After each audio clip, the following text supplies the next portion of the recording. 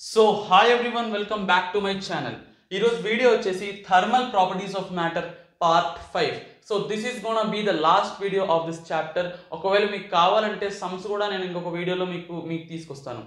So first గా మీరు part 1, part 2, part 3, part 4 చూడండి.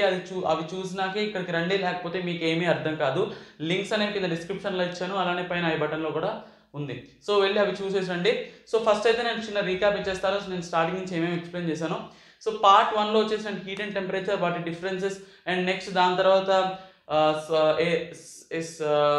టెంపరేచర్ లో డిఫరెంట్ స్కేల్స్, దాని తర్వాత మళ్ళీ సాలిడ్స్ లో linear expansion, areal expansion, volume expansion, and దాని తర్వాత పార్ట్ 2 లో వచ్చేసి సాలిడ్స్ లో ఉన్న అప్లికేషన్స్ అన్ని, అంటే మెటల్ టేప్ కానీ, లేకపోతే పెండులం క్లాక్ కానీ, లేకపోతే థర్మల్ స్ట్రెస్, ఇవన్నీ ఎక్సెట్రా అవన్నీ నేను కవర్ చేశాను. దాని తర్వాత thermal expansion of liquids applications, దాని తర్వాత గ్యాసెస్ అప్లికేషన్స్, బాయిల్స్ లో, చాల్స్ లో అవన్నీ కవర్ చేశాను. సో ఈ రోజు వీడియోలో పార్ట్ 5 లో ఈ టాపిక్స్ అన్ని నేను కవర్ చేయబోతున్నాను. సో దీంతో మన చాప్టర్ ఈరోజు ఎండ్కి వచ్చేస్తుంది.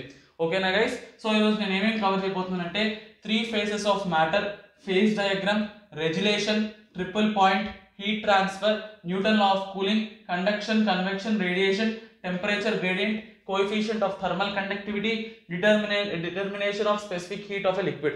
So దీనిలో మోస్ట్ ఇంపార్టెంట్ గా మనకి సమ్స్ వచ్చేవి దేనిలో అంటే న్యూటన్ లా ఆఫ్ కూలింగ్ లో, టెంపరేచర్ గ్రేడియంట్ లో, and coefficient of thermal conductivity, and determination of specific heat లో కూడా చాలా తక్కువ ఫార్ములా, అంటే తక్కువ సమ్స్ ఉంటాయి.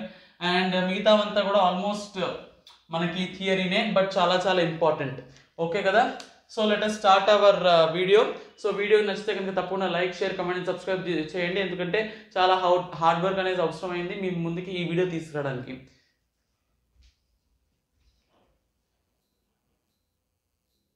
అండ్ వన్ థింగ్ గైస్, నేను ఈ వీడియోని మీకు కంప్లీట్గా సోది చెప్పేసి మీ టైం వేస్ట్ చేయను. ఇంపార్టెంట్ ఫార్ములాస్ అండ్ ఎగ్జాంపుల్స్ మీకు నీట్గా ఎక్స్ప్లెయిన్ చేస్తాను. సో ఈ వీడియో చూసినాక మీకు ఎంతో కొంత లాభం అయితే వస్తుందని నేను భావిస్తున్నాను. So let us continue. So guys, మన ఫస్ట్ కాన్సెప్ట్ వచ్చేసి 3 phases of matter. So 3 phases of matter అంటే ఫస్ట్ గా మనకి 3 phases ఉంటాయి మ్యాటర్ లో. అవేంటో మీకు తెలుసు already, solids, liquids and gases. So ఒక ఫేజ్ నుంచి ఇంకో ఫేజ్ చేంజ్ అవ్వడాన్ని మనం ఇక్కడ అబ్జర్వ్ చేస్తున్నాము. సో ఇక్కడ మెల్టింగ్ అంటే ఏంటి? సో మెల్టింగ్ అంటే solid to liquid,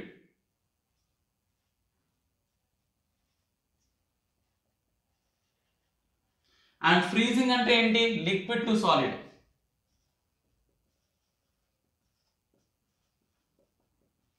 and next boiling అంటే ఏంటి? Next liquid to vapour. Condensation అంటే ఏంటి? Vapour to liquid.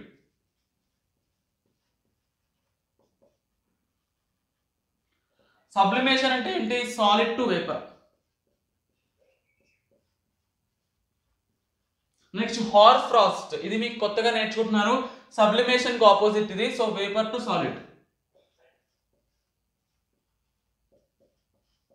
So sublimation కు ఒక ఎగ్జాంపుల్ వచ్చేసి మీరు క్యాంఫర్ తీసుకోవచ్చు. కర్పూరం తెలుసు కదా, మీరు దాన్ని హీట్ చేస్తే ఏమవుతుంది? డైరెక్ట్ గా వేపర్ అయిపోతుంది అది. సో మధ్యలో లిక్విడ్ కి మారడం, మళ్ళీ వేపర్ కి మారడం అట్లాంటిది ఏమి ఉండదు. So direct solid to vapour, it's an example of sublimation. So melting, freezing, boiling ఇవన్నీ మీరు ఆల్రెడీ చిన్నప్పుడే చదువుకున్నారు. సో జస్ట్ ఒక చిన్న రీక్యాప్ ఇది అంతే. సో ఇది ఎగ్జాంపుల్ గా తీసుకుంటే మనకి మెల్టింగ్ అంటే సాలిడ్ టు లిక్విడ్ అంటే ఇప్పుడు ఐస్ టు వాటర్,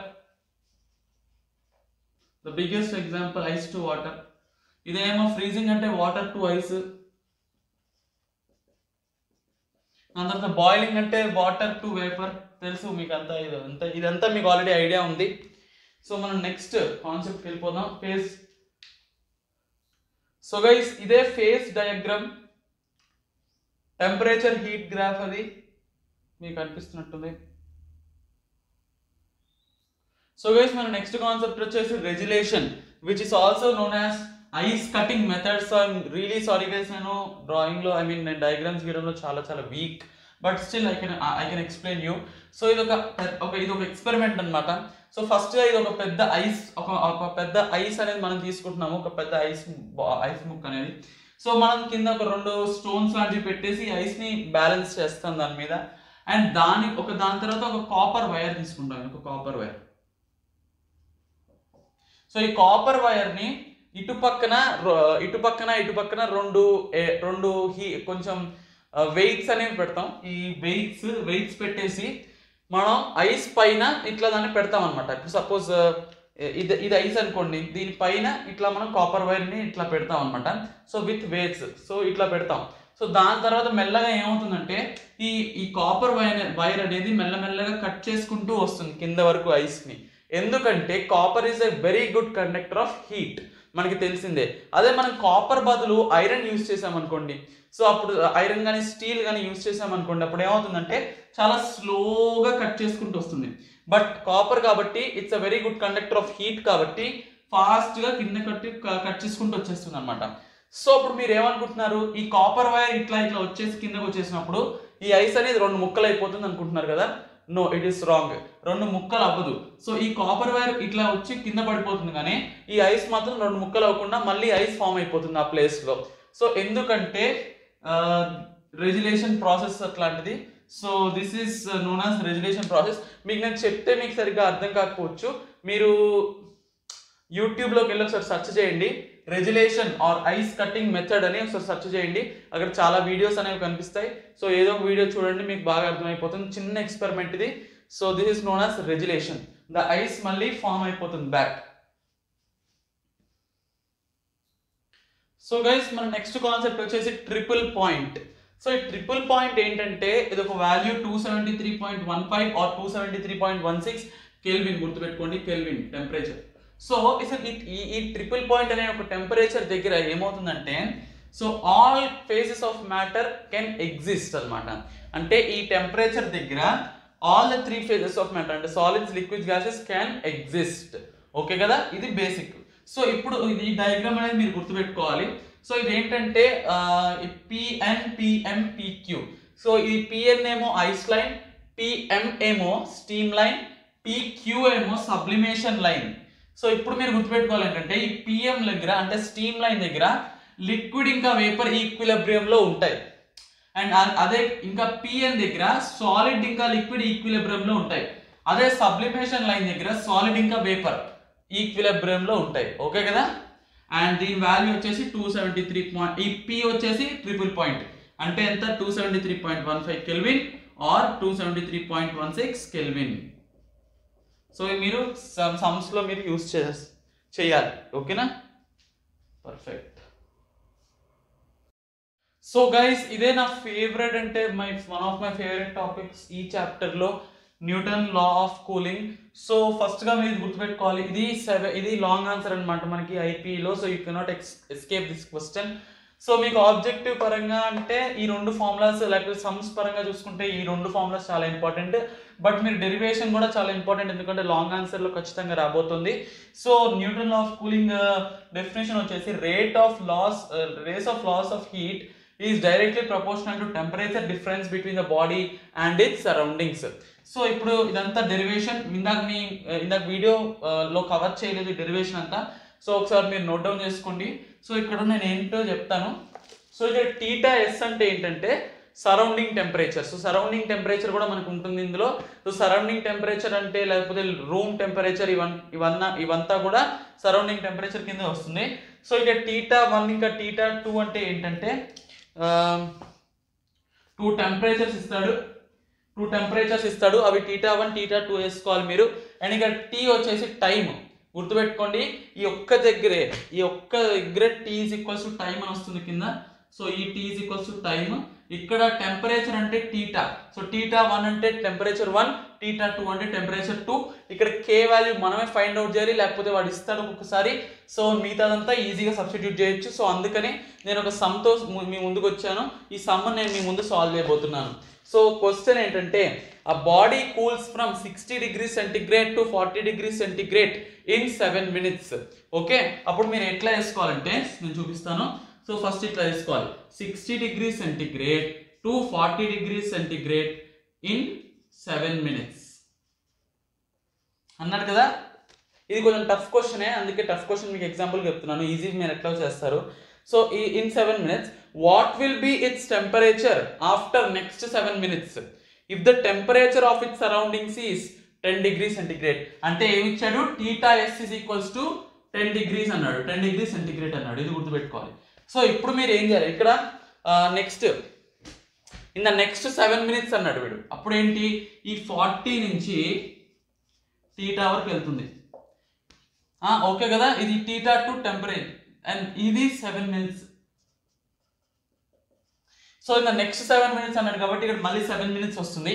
మనం ఇప్పుడు ఏం కనుక్కోవాలి, θ2 కనుక్కోవాలి. ఓకే, ఇప్పుడు మనం ఫస్ట్ ఏం కనుక్కోవాలి ఆలోచించండి. మనం ఫస్ట్గా కే కనుక్కోవాలి. సో ఫస్ట్ కేస్లో మనకి అన్నీ ఉన్నాయి కాబట్టి ఒక కే లేదు. సో ఫస్ట్ కేస్ మనం సాల్వ్ చేసి కే కనుక్కోవాలి. దాని తర్వాత సెకండ్ కేసులో డైరెక్ట్ సబ్స్టిట్యూషన్ మీకు చూపిస్తాను చూడండి. ఇప్పుడు మనం ఏం చేయాలి, 60 - 40 తీసుకోవాలి. So 60 - 40 which is 20. So 20 divided by 7. So 20 divided by 7 is equals to k into 60 plus 40 by 2. 100 by 2 ఎంత 50. సో 50 minus ఎంత 10.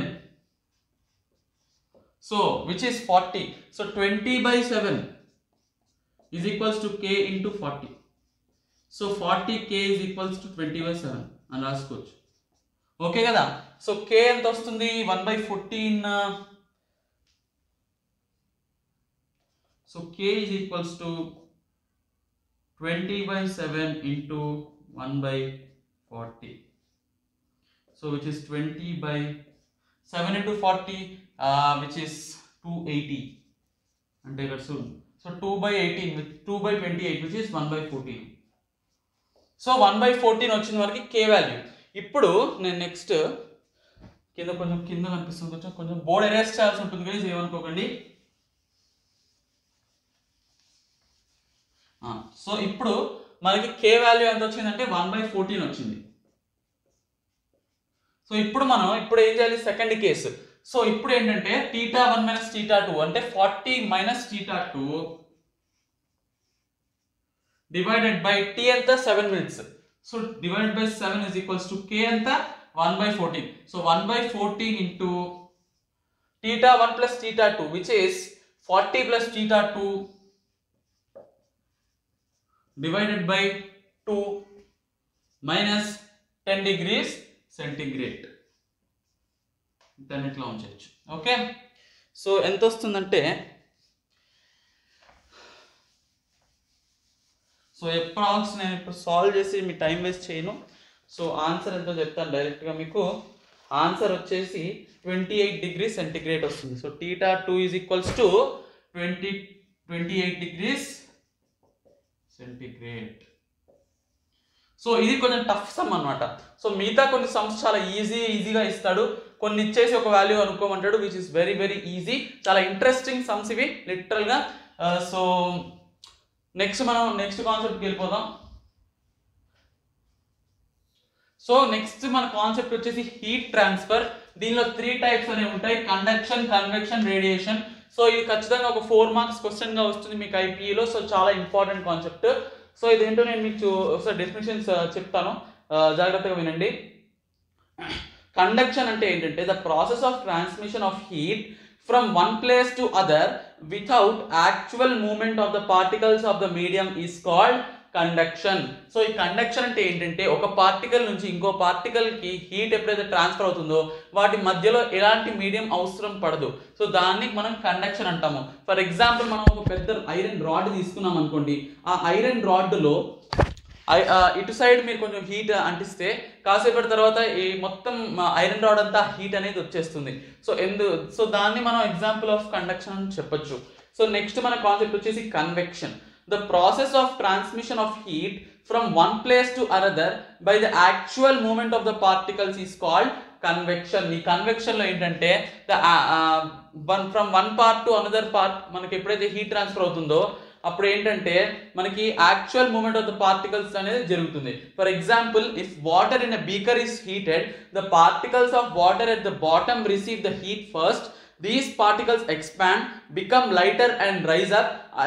At the same time, colder and denser particles reach the bottom. So they get in their turn heated and move up. This process is known as convection. So కన్వెక్షన్లో ఏంటంటే suppose మనం ఒక beaker తీసుకుని దానిలో water వేసి దాన్ని మనం heat చేస్తే కనుక ఆ particles of the water at the bottom, అంటే కింద ఏవైతే పార్టికల్స్ ఉన్నాయో అవి ఫస్ట్ హీట్ అనేది రిసీవ్ చేసుకుంటాయి.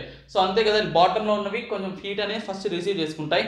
దాని తర్వాత ఆ పార్టికల్స్ ఎక్స్పాండ్ అవుతాయి, ఎందుకంటే హీటింగ్ ఎక్స్పాండ్ అవుతాయి కాబట్టి లిక్విడ్ ఆ ఎక్స్పాండ్ అయ్యి కొంచెం లైటర్ అయిపోయి పైకి వెళ్ళిపోతాయి, రైజ్ అప్ అయిపోతాయి. అట్ ద సేమ్ టైం ఏమవుతుందంటే ఆ కోల్డర్ ఇంకా డెన్సర్ పార్టికల్స్ ఉంటాయి కదా, సో అవి బాటమ్ దగ్గరికి వెళ్ళిపోతాయి అనమాట. So they get in their turn heated and move up. So దాని తర్వాత ఈ ప్రాసెస్ మళ్ళీ కంటిన్యూ అవుతుంది. ఈ తర్వాత కోల్డర్ అండ్ డెన్సర్ ఆబ్జెక్ట్స్ కిందకి వెళ్ళిపోయినాక మళ్ళీ పైకి వస్తాయి, ఎందుకంటే మళ్ళీ హీట్ అనేది వస్తుంది కాబట్టి ఎక్స్పాండ్ అయ్యి మళ్ళీ. సో ఈ ప్రాసెస్ అనేది కంటిన్యూస్గా జరుగుతుంటుంది. ఇది ఏంటంటే కన్వెక్షన్ అనమాట. నెక్స్ట్ రేడియేషన్, చాలా సింపుల్ ఇది. The process of transmission of heat from one place to another without any intervening medium is called radiation. అంటే అసలు ఇక్కడ మనకి మీడియం అనేది అవసరం పడదు.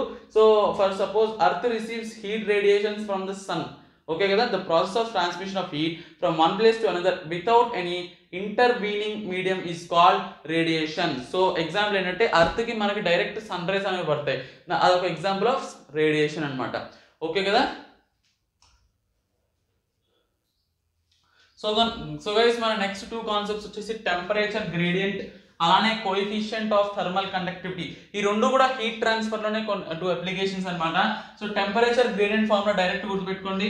టీజీ అంటే temperature gradient is equals to minus delta theta divided by L అంటే length, okay కదా. ఇక్కడ టీటా అంటే టెంపరేచర్. సో నెక్స్ట్ మనకి కోఎఫిషియంట్ ఆఫ్ థర్మల్ కండక్టివిటీ, ఇది చాలా ఇంపార్టెంట్, దీని మీద మనకి చాలా సమ్స్ అనేవి రావడం అనేది జరుగుతాయి. సో ఇప్పుడు నెక్స్ట్ మనకి ఇదంతా డెరివేషన్ ప్రాసెస్. సో ఇప్పుడు మనకి రెండు ఫార్ములాస్ ఉన్నాయి. ఒకటేమో QT is equals to K into A into θ1 minus θ2 divided by L. అదే మనకి K కావాలనుకోండి θ by T divided by A into delta θ by L, okay కదా. ఈ రెండు ఫార్ములాస్ ఉన్నాయి, ఇవి మీరు గుర్తుపెట్టుకుంటే సరిపోతాయి, మీరు సమ్స్ అనేవి చేయొచ్చు. సో మీకు కావాలంటే నన్ను కామెంట్ బాక్స్లో అడగండి గైస్, నేను సమ్స్ కూడా మీ ముందుకు తీసుకొస్తాను. సో గైస్ ఇదే మన లాస్ట్ కాన్సెప్ట్ ఈ చాప్టర్ లో, ఈ పార్ట్ లో. So determination of specific heat of a liquid. So ఇదంత ఇంపార్టెంట్ కాన్సెప్ట్ ఏం కాదు, ఈ ఫార్ములా కూడా మనకు అంత గుర్తుండాల్సిన అవసరం లేదు. But to be on safe side ఎస్ మనం ఇది కూడా నేర్చుకుంటున్నాము. సో ఈ ఫార్ములా వచ్చేసి T1 by T2 is equals to MWSW plus MCSC divided by MLSL plus MCSC. Sorry, MLSL. I mean, आपको निशान MLSL. Just a minute.